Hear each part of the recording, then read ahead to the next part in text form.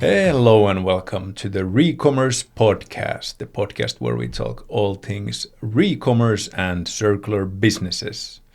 Like always, this week I'm joined by Tuomo Laine, the CEO and co-founder of Twice Commerce. Thank you, Karri. I could also say, like always, I'm joined by Karri Hiekkanen. That is being correct so far, and nice shirt. Thank you. Nice shirt also. You have a very good taste in clothes. Thank you. Thank you. This week we are focusing on the Recommerce ecosystem, so basically all the software, partners, add-ons, services, everything that can be related to a Recommerce business, but it's not the supply side or the customer. Let's start with the minimum setup or the minimum ecosystem, for example, for a new entrepreneur who is looking to launch a Recommerce business, rental or resale business. What do they need to actually get up and running? So like you said, leaving out the supply, so the stuff, and the customers. So what do you need in your business? Let's start with the basics. You have the customer arrives, so you need to be able to charge them some money. So either they came in already paid, so that means that you would have had an online store up and running where someone is capable of doing both the order and the payment. Now, if they come in store as a walk-in customer, then you need some kind of a way of creating that order in store and then charging them money. So you need some kind of a commerce system, and then you need some kind of a point of sale system to charge the customer. So at this point, we've already listed a point of sale system if you accept like payments in store, and an online store if you accept orders and possibly payments online. What are the differences between point of sale and like commerce system or software? For example, Recommerce OS, can it actually include the POS system as well? Yeah, there's a few key differences. I think the Commerce OS tends to help you with things like order fulfillment and inventory management and catalog management. So it goes a lot beyond the kind of moment where you just charge someone money for the order that they had. So the Commerce OS helps you, also, like for example, in the case of you having an online store, usually it has some kind of a connection to your Commerce OS, or the online store itself is kind of a Commerce OS where you get the orders listed and you can start fulfilling those orders. The main role of the point of sale system is then just kind of charging the customer money and it kind of to creating the almost like the VAT received. In order to do that, in your point of sale system, you might have your listings or your products kind of listed so that it's quicker than just to always write a custom received line. Usually that source of truth might come from a Commerce OS, or you might have set up some products to your point of sale system to make it quicker. But the point of sale system rarely helps you with things like inventory management or availability management or any of these things. Okay, but can they be the same system? So can a Recommerce OS also be an like point of sale system or like in-store system, which maybe sends just the charge to like a terminal? Yeah, it depends a lot on your region, to be honest, because it's connected to taxation laws and receipt laws and so on. So in many regions and nations, or there's kind of the point of sale system is somewhat regulated, meaning that it might be demanded to connect to a tax officials like a black box, so it kind of duplicates every receipt to make sure that kind of VATs are charged correctly and so on. So it is often kind of so it's often kind of regulated instance. So Commerce OSs can connect to payment terminals in order to create a payment event that is capable of charging the end customer. But then the question is that who creates that VAT receipt? You usually get the kind of payment receipt out of the payment terminal, but who creates that VAT receipt that goes to your books and accounting?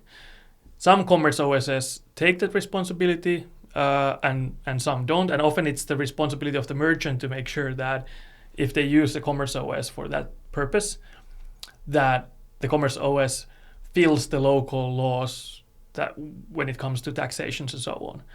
That's why if you look in the market, you quite often see regional point of sales providers that are more catered to the local received laws and so on, making sure that you kind of create all of the needed material for tax officials in your accounting. I think the best solution usually is that in online you it's a little bit of a maybe easier space. So you have a Commerce OS that provides an online store. In that online store, they create the receipts, they take the payment, they kind of help you with payment facilitation. But when it comes to in-store orders, there the Commerce OS just provides the catalog to be used in the point of sale system that meets your criteria locally. And it might even generate that receipt automatically for you so that you kind of just can quickly manage the payment with the POS rather than acting as the POS also. So yeah, it's a complex thing, but I think there are benefits of using a local point of sale systems. And then there are, of course, markets where in US you have Square or similar that have been pretty successful in creating a point of sale system that works nationally or in some cases even internationally and can meet the demands of many businesses when it comes to kind of the complexity of their catalog. And one thing that we've also seen is that if you have a good Commerce OS, you can probably do with a more lightweight point of sale system, because then the point of sale system is less of a thing that helps you manage inventories and so on, but more of a thing that just streamlines payment acceptance in store.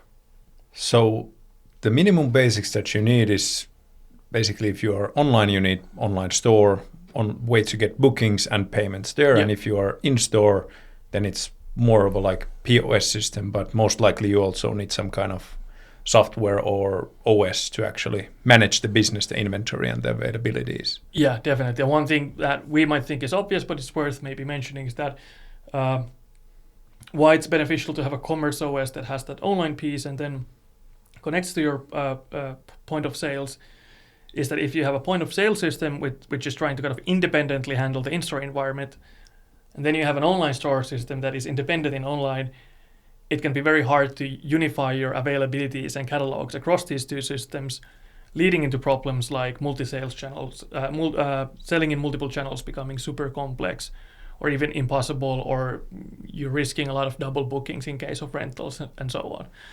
So I think the benefit is one Commerce OS handles catalogs, inventories, all of that, connects quite natively to an online store, and then you can connect whatever local point of sale system you have to that system.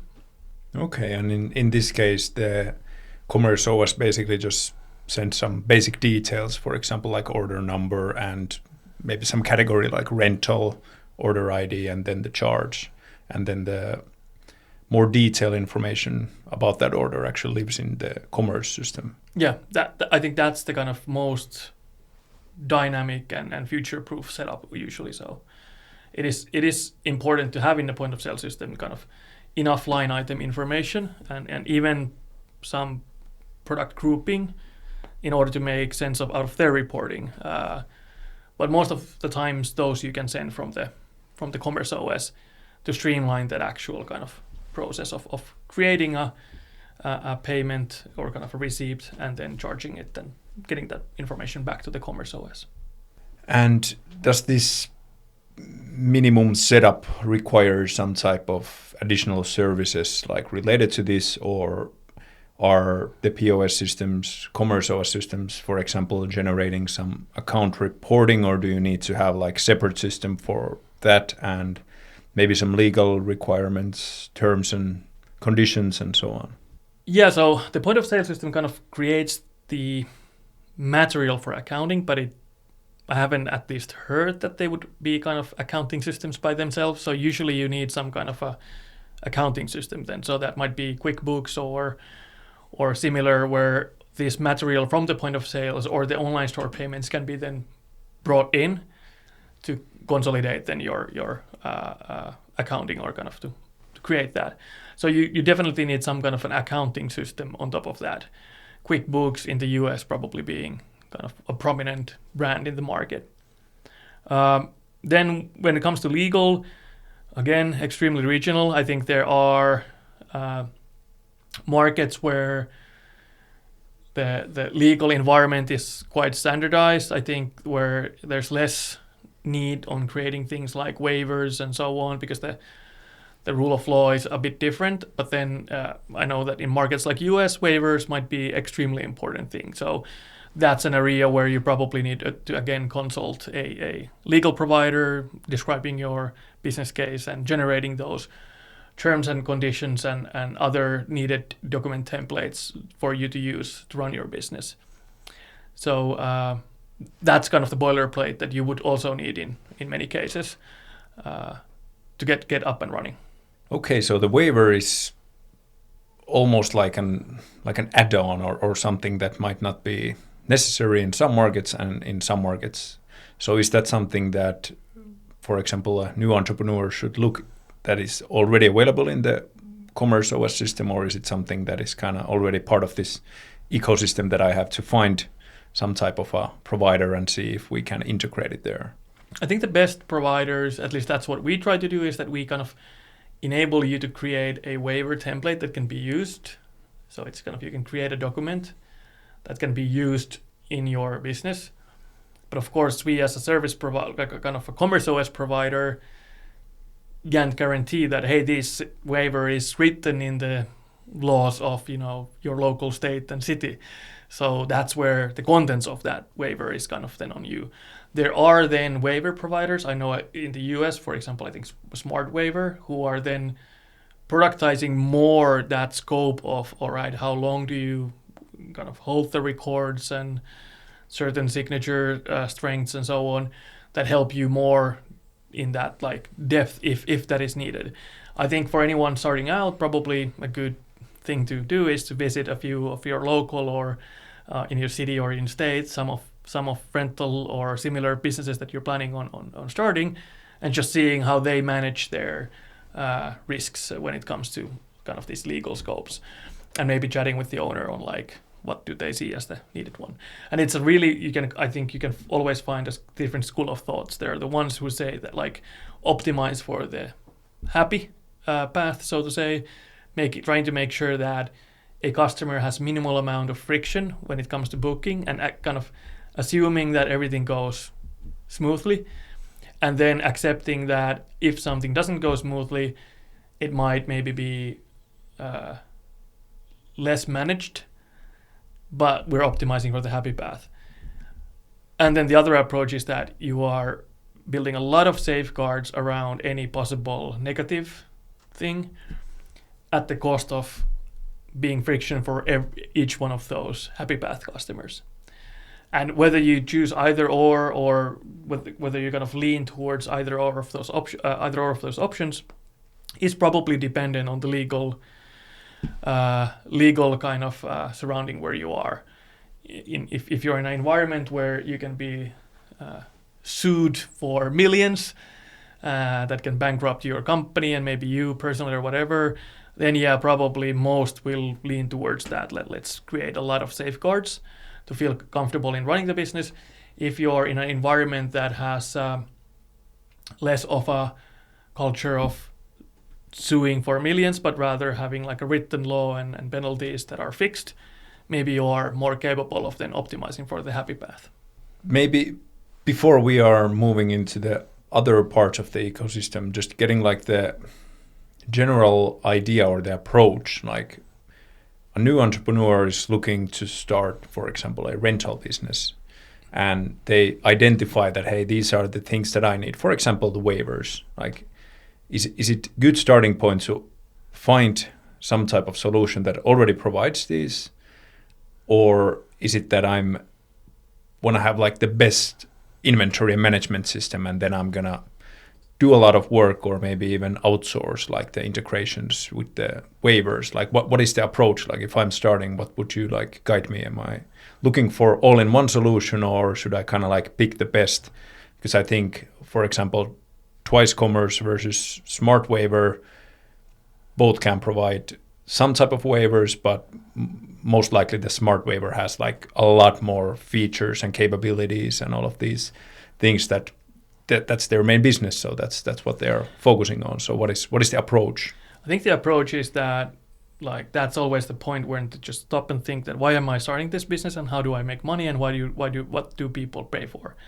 And your customers do not pay for the fact that they get to do waivers, for example, or that they get to read your legal documents, or that they get to generate a lot of nice receipts. So they are there in order to book or buy an experience or a used good or whatever. So I would start from the point of let's first pick those providers that allow me to create that business offering and that value proposition to the market, why I exist, and make it super easy for customers to find it, engage with it, and to purchase it both online and in store.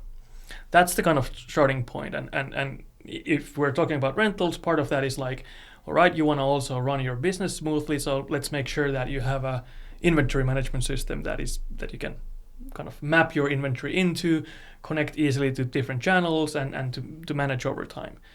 From that point on, each one of those next steps of like whether it's waivers or whether it's the point of sales or an accounting system, so on, you should kind of just shop around and try to find a provider that is good enough for you and that provides the value, but you shouldn't necessarily make that kind of the must-have decision around which you build everything else.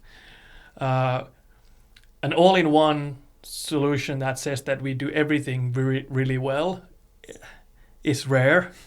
So I would kind of start from the fact, like at least we try to focus on the inventory management, catalog manage the commerce side of things, enabling you to do re-commerce both in-store and online.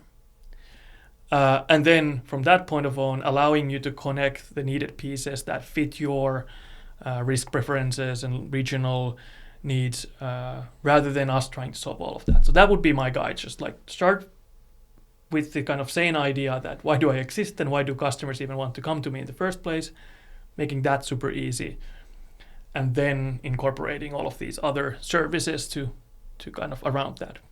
Absolutely, yeah. Makes sense, and I bet a lot of our listeners have some experience with some software that does like 50 different things, and usually the fact is that if they have, let's say, like the same amount of employees focusing on 50 things, then the other company have 50 people just focusing on one feature. It's not comparable, like what they can do. But your suggestion is basically if you're starting a business, you most likely want to make some money, and that's what you should like focus on, and then get all the support systems and those from providers after you are able to have your business up and running and actually start making revenue. Exactly. There's a good example of one of our customers where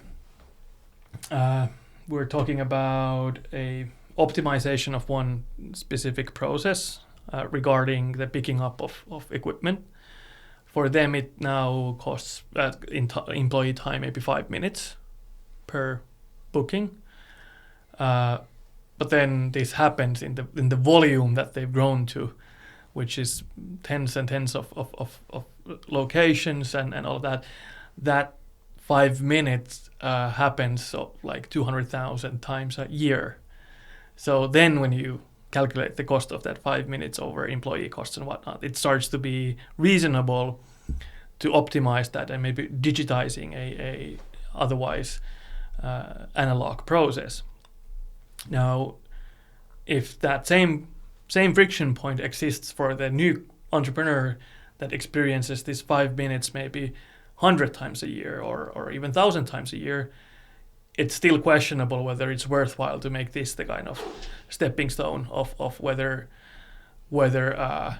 you should go forward with a solution that doesn't digitize that. So I think being sane in like how often and how big of a friction point this is now for us versus in the future, and is this something that we solve once we get 200,000 orders a year rather than 1,000? Absolutely, yeah. Those sound like the positive issues that you need to solve once you are actually up and running in a business. But I bet there are a lot of entrepreneurs. I used to be one of them also that kind of optimized a lot of stuff beforehand before they actually became issues, because that's, for some at least, it's usually the fun part to kind of like make everything work super, super nicely. And then that's the time that you actually should have probably used to get more customers and get the business growing. Definitely. But it's also like a characteristics that goes with ambition. So ambitious founders tend to live in the future, and they tend to already kind of feel and live in the world where they get the 200,000 orders, even though they might in realism just still be in the 0 orders. So, but it feels very important to optimize it, because in their head they're going to be in 200,000 orders in half a year or a year. But maybe there are the things like, well, trying to find a middle ground is that let's figure out those steps when we start to implement or plan this is when we've gone through the first 1,000, for example. So yeah, but yeah, it's maybe to say that it's a trait that goes hand in hand with ambitious founders, and ambitious founders are the ones that build big businesses also. So once they get the first 1,000 orders in. Absolutely, absolutely. All right, let's move on to maybe these type of like add-on services that are not for everybody, but for some they are super crucial. So one that comes to mind immediately is like online-based business or even in-store based business that is offering deliveries. So they are providing some type of way for the customer to actually get the products, renter or resale or secondhand items to them rather than they going to pick it up. So I assume that already needs some type of help from the ecosystem. Yeah, definitely. There's, I think most of us who has ever bought anything in online knows that there's different ways of, for example, getting the shipping done. There's delivery, like of course, depending on the package size, and the cost is always different based on the package size and whether you pick it up in a local 7-Eleven or whether it's delivered to your home door, and so on. So, and whether it's a 5-day delivery, 10-day delivery, or inside an hour. So, this is a world where usually, if you have a Commerce OS, the Commerce OS tends to integrate to providers that aggregate these shipping providers. You can also, as a merchant, make individual deals with different shipping providers. For example, in Nordics in Finland, many might do a deal with Posti, kind of, or use Posti's service for that. So it's not necessarily demanded that the Commerce OS needs to be integrated to a shipping provider. You often have a way of that when you get an order into your Commerce OS, you check what it is, and then when you need to ship it, you have another, you kind of log into the post service or UPS or similar, you create the kind of shipping label there, print it, you have a deal with them on the rates, then you have the packaging material, we put it there and you kind of ship it out. If you have an integration between the Commerce OS and the shipping providers, often it means that maybe you can select from multiple different shipping providers, maybe you can even bring that forth to your customer that they can make the decision, and then the Commerce OS kind of under the hood creates those labels and prints that label, shipping label for you automatically, so you can kind of just focus on picking and packing and then the shipping part rather than creating the shipping label.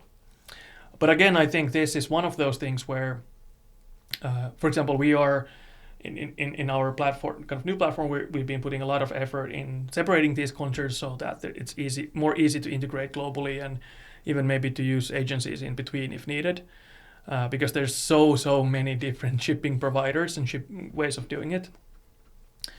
But if you're starting out, it's still a world where it's one step, and the important step is to get that order, have a system from which you get all of the information that you would need in order to create the shipping label.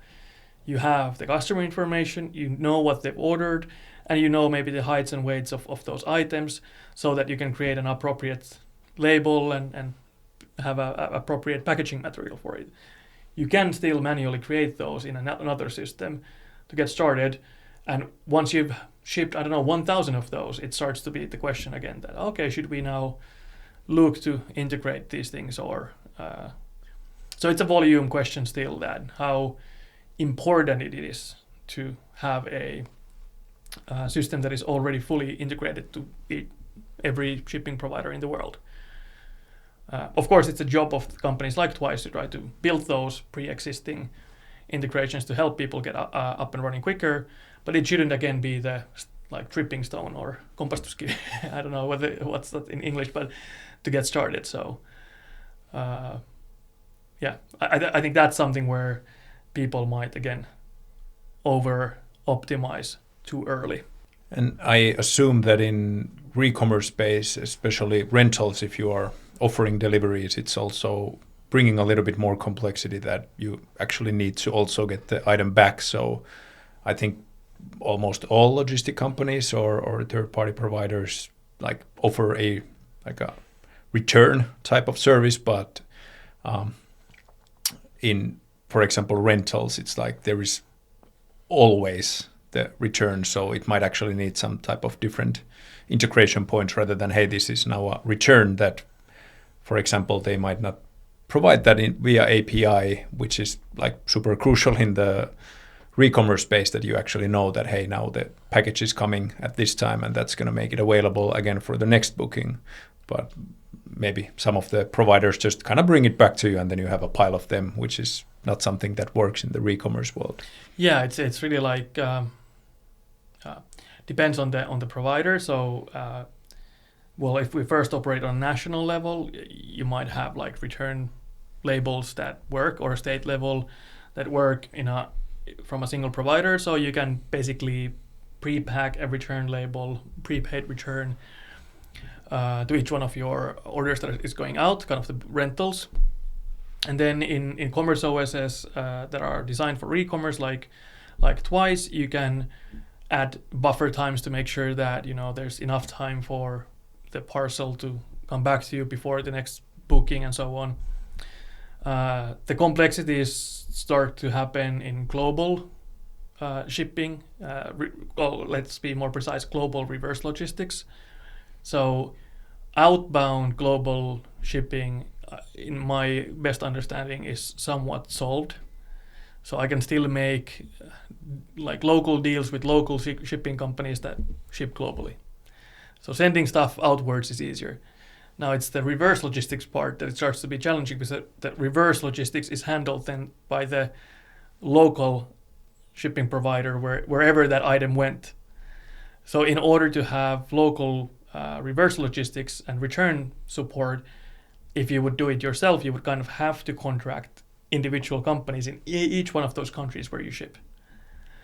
There are aggregators that have tried to solve it so that they kind of continuously hold these agreements all over the world and renegotiate them, and that way kind of provide global return management. But yeah, it's the global reverse logistics that starts to be more challenging. But I think most rental companies anyhow would start with the national online shipping based bookings. But yeah, just as a interesting thing that I learned a while ago was that like you tend to think that it's the same thing, but actually the provider changes.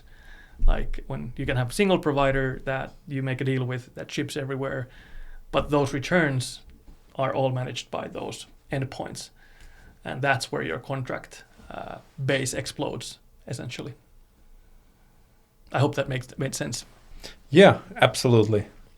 So if you're offering deliveries, that's basically a whole world, which sounds like there is a lot of players and like these third-party logistic services and a lot of shipping companies and most likely a lot of solutions for different kind of needs already.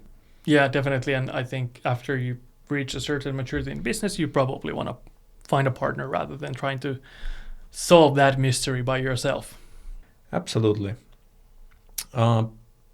Now let's move on to the maybe next add-on service. So in both resales and rentals, maybe more in rentals, there is a lot of refurbishment. So of course in resale business you might do some type of refurbishment when you actually get the item and before you sell it out. But for example, between rentals, you most likely want to do some kind of checks or maintenance. And of course you can do this in-house, but this is also a point where the ecosystem might actually help you and help you scale. I think in most cases, if you're running a rental operation, you tend to be able to refurbish the items that you have yourself, because it is kind of the or you don't have to have it. You can have a partner, like let's say that you have a local partner next door that you just always take the item to, and then they fix and rent it, and you have an agreement with them that you pay them a certain amount for the repair. But quite often, if you have like high volume rentals, for example, then you tend to be able to do the refurbishment also yourself to kind of internalize and optimize that cost. Now, you mentioned resales or like refurbished resales. I think that's where things might kind of then be a bit different, because you're kind of buying those stuff, and if you have the wider your catalog is in terms of product models and variants, it might make sense to try to kind of partner with local repair shops of that category. But yeah, so it is the refurbishment side of things and kind of repair side of things is a potential partner area, especially for, I think we've seen that in cases where we have an existing retailer or brand that wants to launch a buyback program, for example, or some cases rental program, but their organization really isn't designed and staffed around this kind of refurbishment capabilities. But they still want to engage in this offering. So the project manager who's kind of responsible for launching this offering has two options. Can I find people to do this refurbishment for me, which is then this entity doesn't need to hire people and train them and provide them with healthcare and all of these things, but rather let's contract a existing company to do this for them. Or kind of that's the second option. So I think with these existing setups, it just governance-wise is easier if you're able to find a refurbishment partner rather than internalizing all of that as a player who hasn't done that before. To my mind, the outsourcing can actually make sense in like for, let's say, very small businesses who are maybe just starting out and maybe figuring out if there is a market, so they don't have to do the investment to get all the equipment and everything. And then on the other hand, like very large businesses where the volume is huge and might actually do maybe some seasonal variety on the demand side. So maybe like on the middle part where you have pretty constant demand, you are actually in a best place to kind of internalize that, because you know how many employees you need, what type of equipment you need, and so on. It kind of probably is more related to your capability of having this kind of organizational unit and culture for it than kind of anything else. So it's just kind of for Walmart to launch repair centers.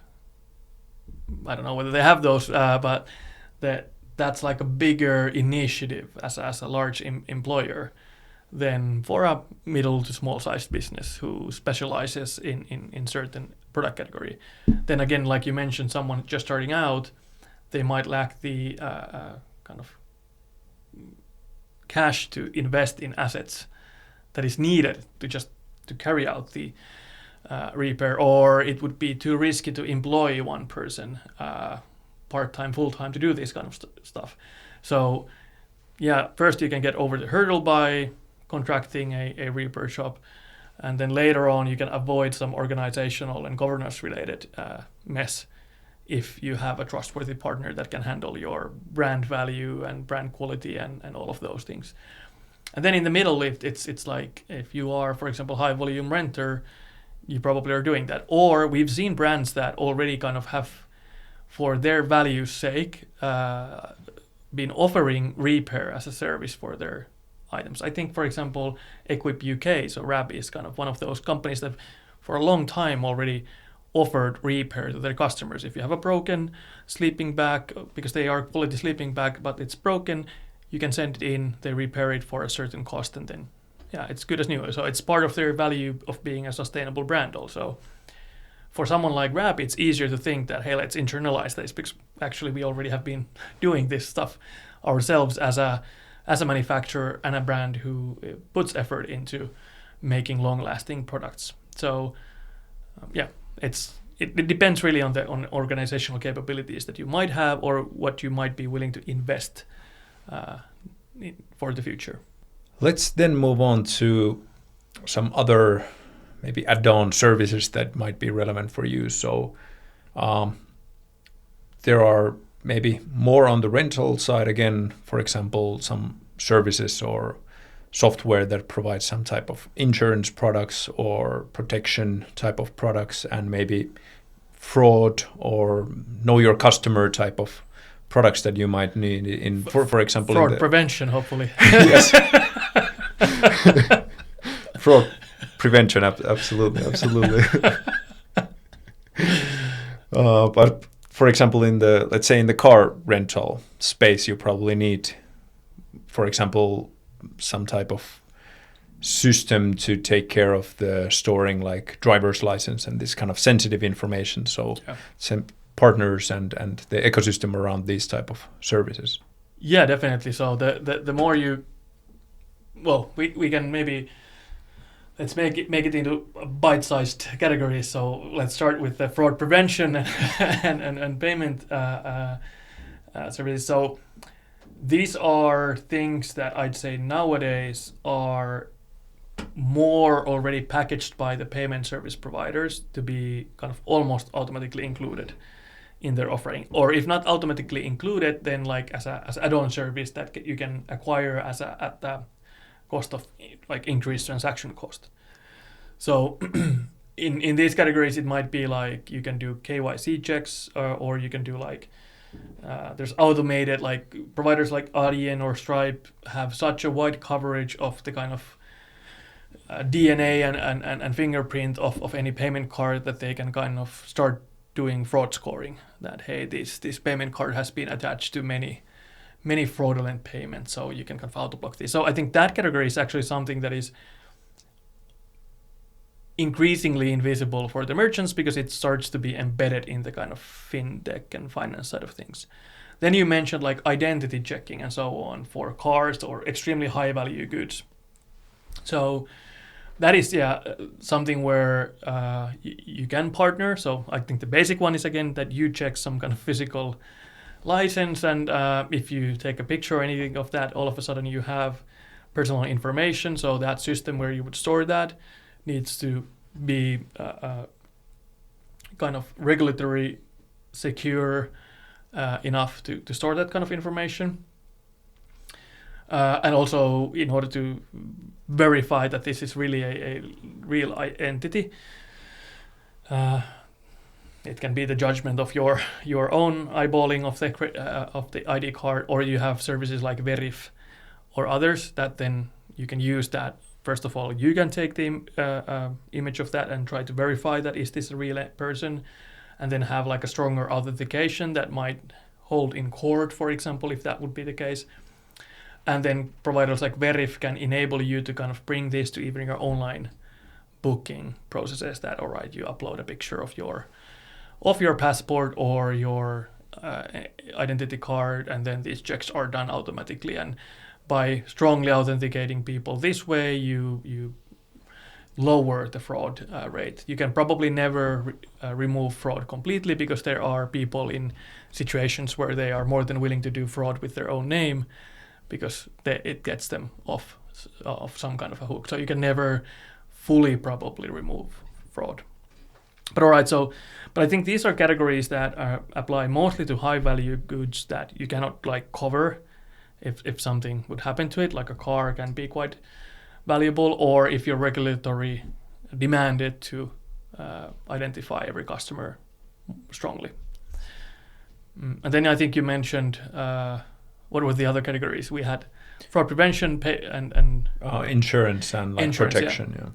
And then I think insurance is then it's a tough category for the micro to small businesses, even medium-sized businesses, because for insurance companies it can be hard to insure a small operator. Like if you're doing only 200,000 in revenue, insuring you against certain things can be hard to do. Or then there are companies that would like to sell insurance to the end user, kind of cover, and that's hard because it's often insurance selling is in most countries regulated.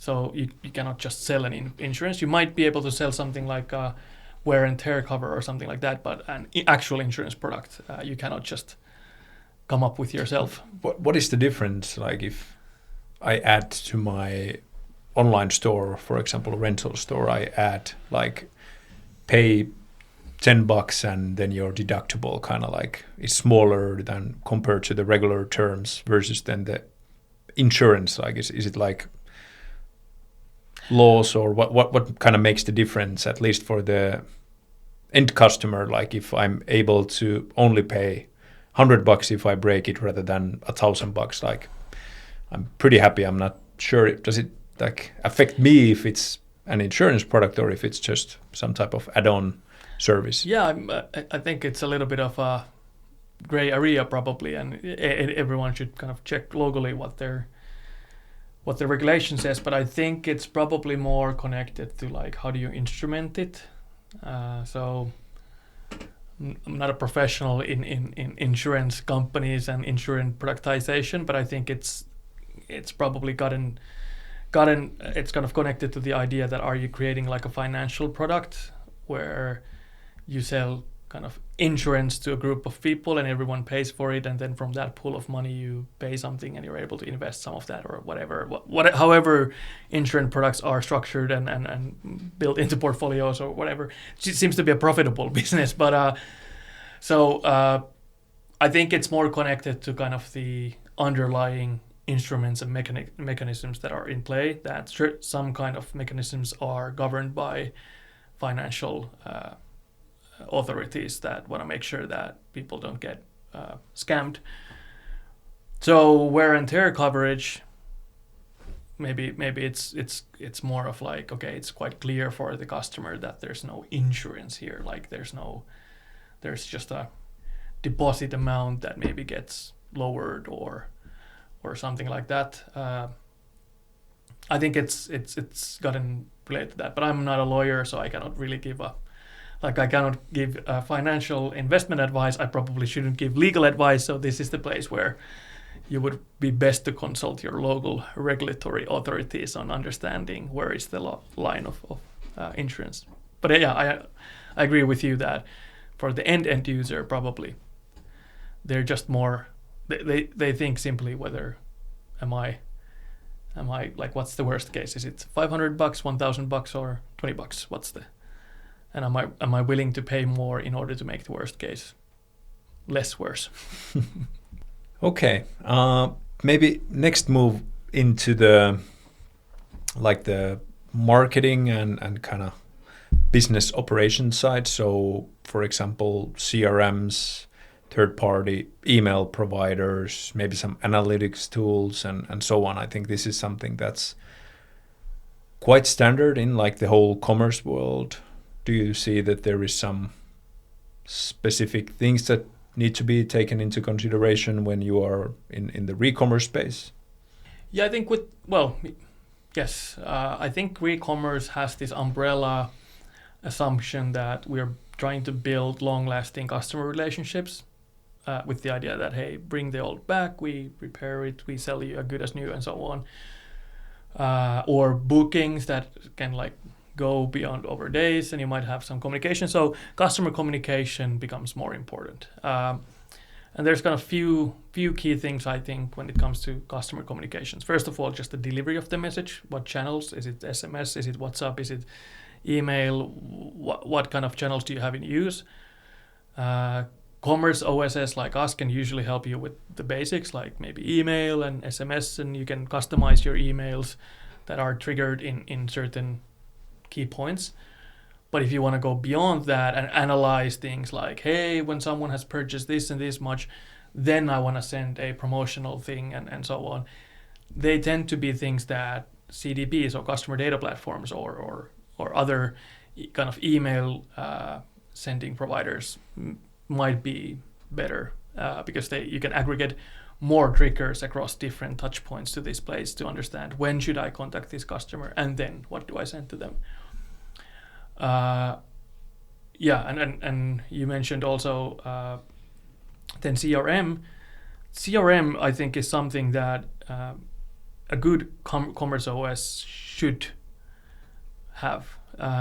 So at least on the basics again, you should be able to see who have I had as a customer, their basic information if they've left those or you've been able to record it with the permission of the customer.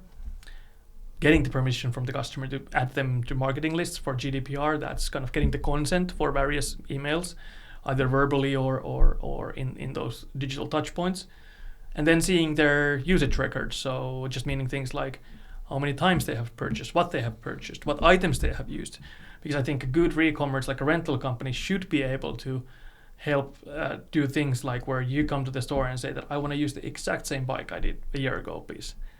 So you should be able to see whether you have that available or not. Or if you come and say that, hey, I was here 2 weeks ago and I really like that bike and I'd be thinking I'd like to buy it if it's okay. What would be the cost for that? As used, a good CRM system helps you do it so that or good Commerce OS has a CRM where I can go and find Karri and see his previous order histories or item usage, select that specific bike and then decide what would be the price I'm willing to sell it for if at all. So CRM is in that category, but then that also should be able to be connected via APIs to CDP platforms or other communication focused platforms that help you automate and plan your communication layer from that. Okay, so CRM is something that you see more as part of like the Recommerce stack, like what is the core features of that, and then again it can be integrated, for example, if you have like third-party loyal customer base or something like that, you kind of need them to talk to each other. But then on the, let's say, email communication and so on, it's more like similar to waivers, like Recommerce OS rental softwares probably have some type of standard version, and if you need more features, then you are looking into the integration world and service providers.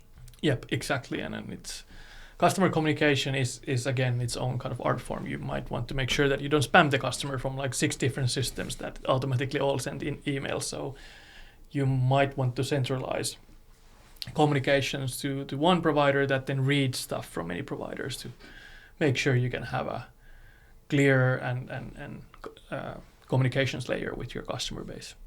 Okay.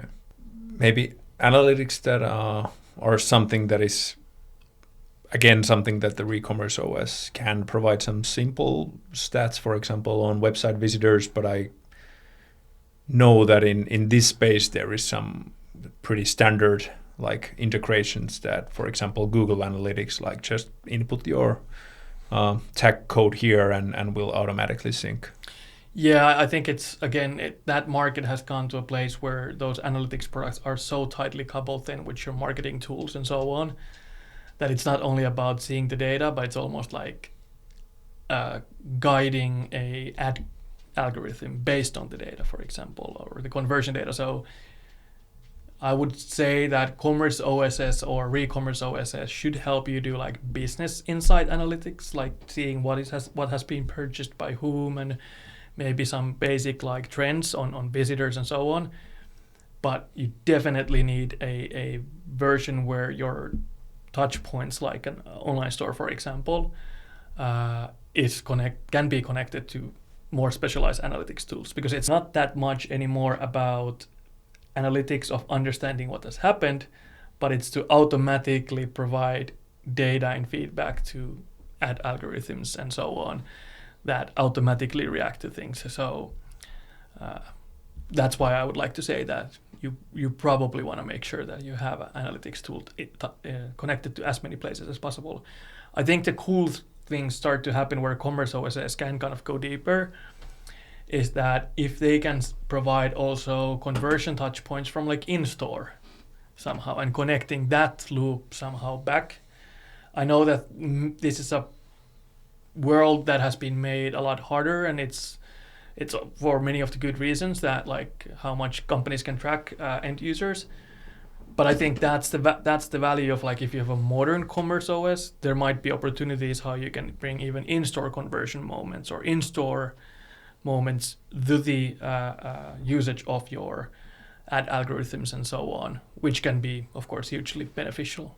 And then maybe jumping into the world of like third-party sales channels and marketplaces and so on. So I think this is once again something that for some brands might be majority of their revenue source, and for some it might be like a nice add-on, and some might actually just like make a decision that we only sell through our own brand. But I know that there is quite a large ecosystem already in this space. Yeah, definitely. So it's the question whether your again, going to the place as a merchant, what kind of stakeholders and add-on services I need. Well, if you're able to have a marketplace connection or additional sales channel connection, it just means that you're growing your footprint and potential sales. And then it's a question that if you add these kind of services, is it separately managed market? Like you have to create every listing there manually, and then when the sales come in, it's in no way connected? Or do you have, for example, again, a centralized commerce OS, the kind of the business brain, from which you can kind of spin out listings and so on, and to kind of get a better visibility there. But again, this might be a thing that you don't need it from day zero if you just do the occasional sell in eBay for an old item that you have. But if it becomes a key thing that you constantly want to spin out eBay listings for your inventory items, then an integration by the Commerce OS might be helpful. And there are also these more maybe offline type of ways to actually grow your footprint. So I know at least we have some customers who are maybe doing some type of partnership with other businesses in the area, in some cases even competitors, and they kind of agree that, hey, if I'm sold out or all of my equipment is rented on this day, I might actually tap into your inventory. Yeah, definitely. So not everything, these things in some systems even, like we're planning on helping on that, help you share inventories across accounts and or kind of listings and so on to enable this kind of behavior.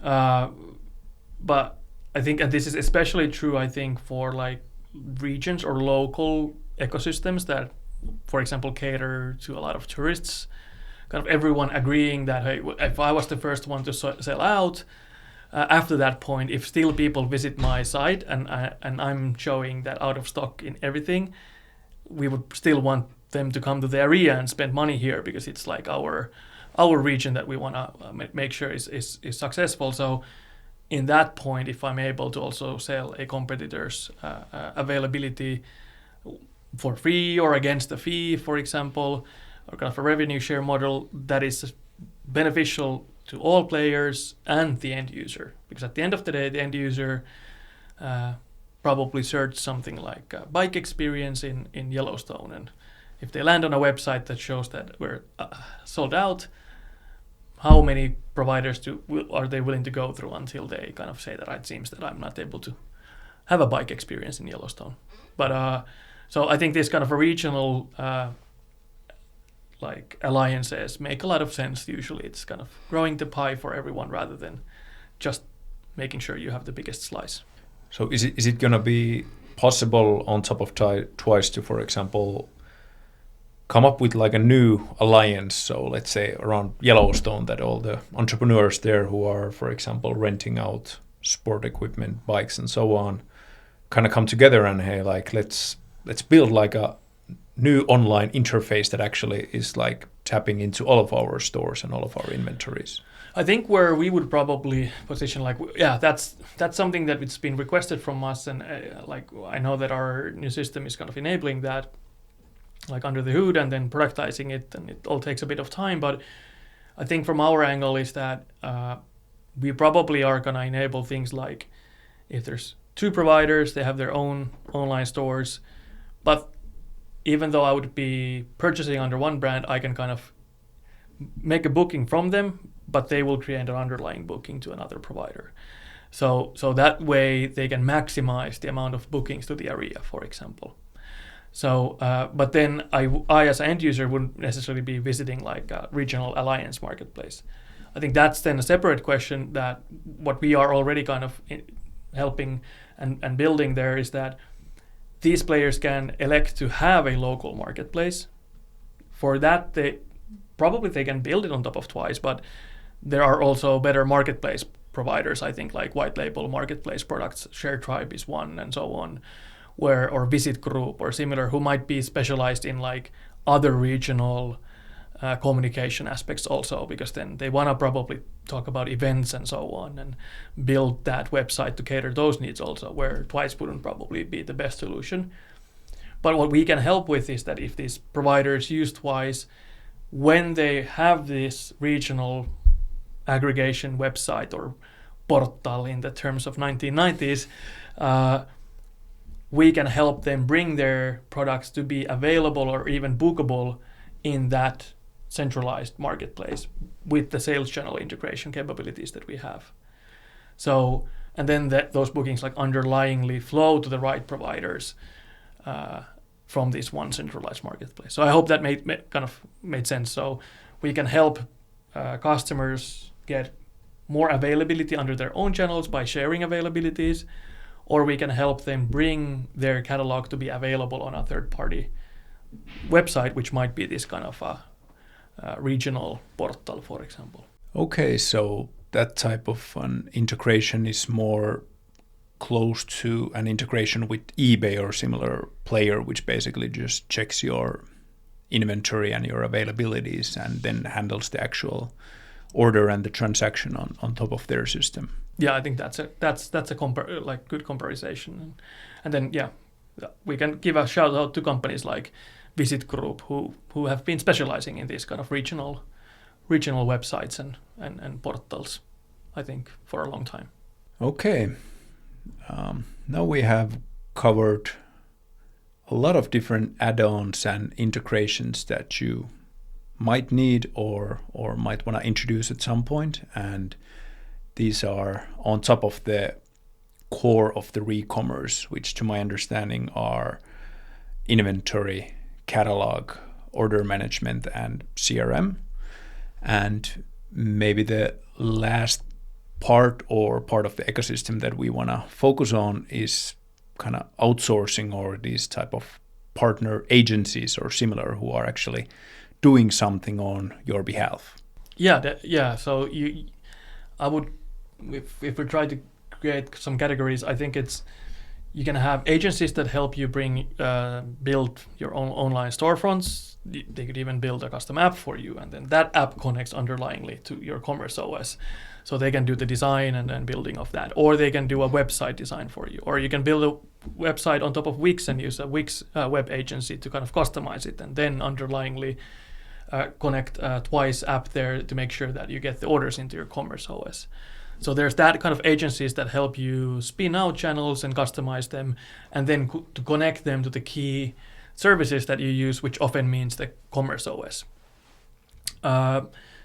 And then there are, I think, categories I could call them like middleware. So you have some systems in use and you just want to share data between these two systems. And both of them have APIs for this, but you lack the technical knowledge on how to connect the API. So I think that's then another place where a development agency might just help you kind of build these middleware pieces, these kind of pipes that share data between the two systems, which might be like, hey, I have a maintenance system that creates some kind of automated logs, and I want them to be visible here in the stock item logs in Twice. So let's build this connection, and that agency can help with that. A bit similar might be that you have some IoT stuff, for example. You want a GPS locator to ping every hour where it is, and then that to be visible in Twice in the items audit log as an event that, hey, that I can later on see where the item has been moving.